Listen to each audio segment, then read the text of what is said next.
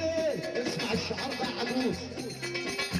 احنا كفر عبد الله، احنا ما بنخافش من حد، عشان اللي بنخاف منه بنخلص منه. فانت عليك تحاول، واولاد ابو الفتوح فيك تساوي. اسرع.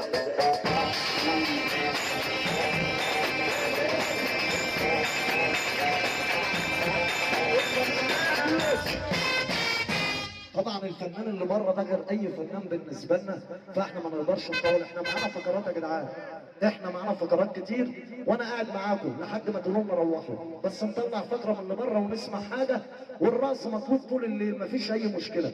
انت مستعجل ليه النهارده يا عمو كده؟ في حاجه رايح مشوار نروح انا وانت.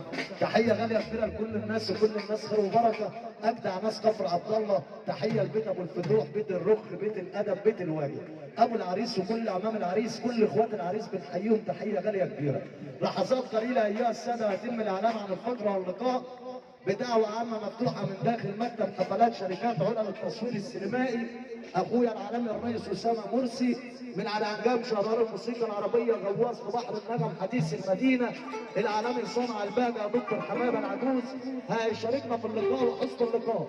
سوبر ستار الاغنيه الشعبيه، نجم الليل ونجم الموال، خطف قلب الشعب بحاله.